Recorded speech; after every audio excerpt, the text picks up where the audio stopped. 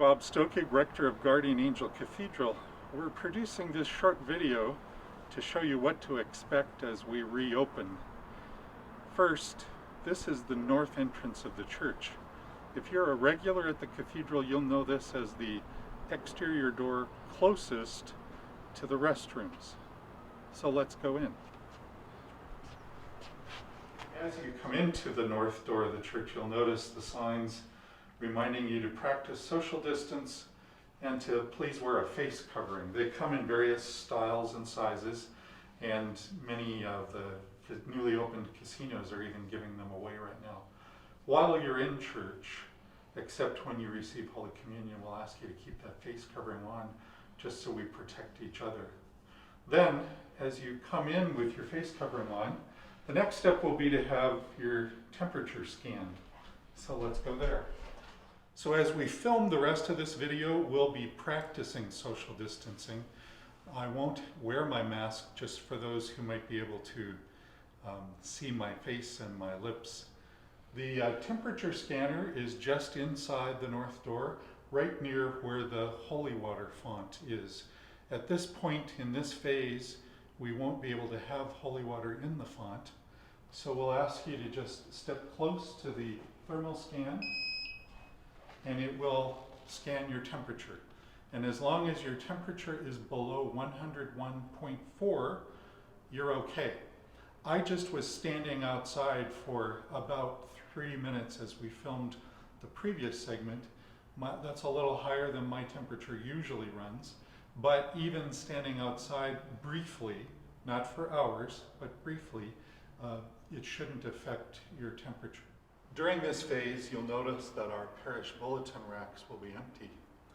Each person as they enter will be handed a bulletin, which will also be our worship aid during this period. We are unable to use our hymnals during this phase. It would be too hard to disinfect them. So each person will be handed the bulletin on their way in, and we'll ask you to take it home with you because we cannot recycle them. We would have to throw them away, and it will save us time if you use that worship aid while you're here and then bring it home with you. You'll notice if you come to the weekend liturgies at the cathedral that there are some adjustments that have to be made during this phase. That means not using some of the ministries that we're typically used to. And one of the ministries we'll all miss the most is that of singing. I'm at the cantor stand now, and since during this phase we won't be doing congregational singing, first of all, it would be hard to do with the mask, and secondly, the health science tells us that when we sing, we're more likely to trade those droplets that might carry virus. Since we'll miss the cantors during this time, I'll remind you again that these are temporary adjustments. I look forward to the day when we can increase our capacity, when we can bring back our song and bring back all of our parish ministers as well, especially our cantors. One thing you'll notice in the sanctuary during this phase is the presence of this stand. It's here because in this phase we will not be having the ministry of altar server. Though I will miss that, we can't do it and be socially distant at the same time. I can't have someone holding my book here and still be 6 feet away. Just can't see that far or that well. It also, when we have these reduced capacity issues, will allow us to welcome more people into the assembly. So when you see me by the stand with my hands up, remember the stand is temporary until we can once again have the ministry of altar server. Another place that's traditionally a part of the altar server's ministry is setting the table. In addition, we won't be processing the gifts forward from the back of the church as we are accustomed to in this phase. The principle is the fewer hands that handle the bread and the wine, the less chance there is to transmit any germs. So you'll see me or whichever other priest might be presiding set the table ourselves, and the bread and wine will already be present on the table as we celebrate the Mass. Remember the sign as you came in the front door that reminds us to practice social distancing. Rather than putting tape down on the floor of the cathedral, there's a handy thing to notice in the design of our floor. In the main aisle, you'll see that there are these green squares between the white tiles. If when you're coming up for communion, or when you're leaving, or even when you're entering, if you would stand on this tile and not the very next one, allow the person in front of you to be that far away, we'll be very close to that 6 foot of social distancing that all the health officials talk about.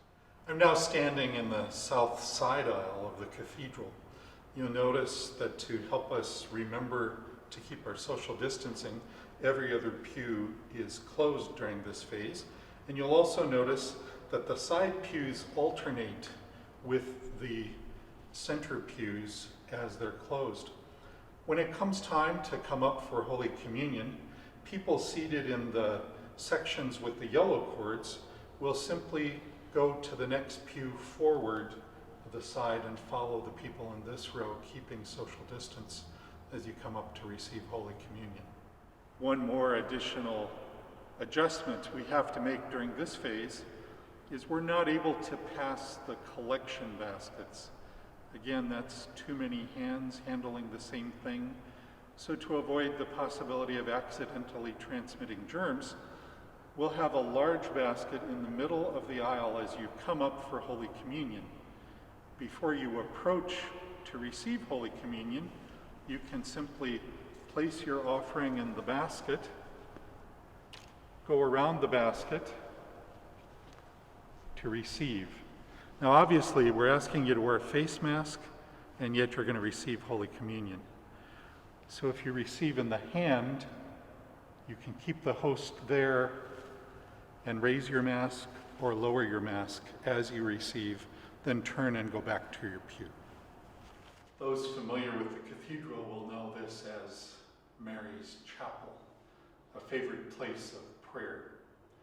During this phase, only one of the pews will be open, and you'll have to practice social distancing.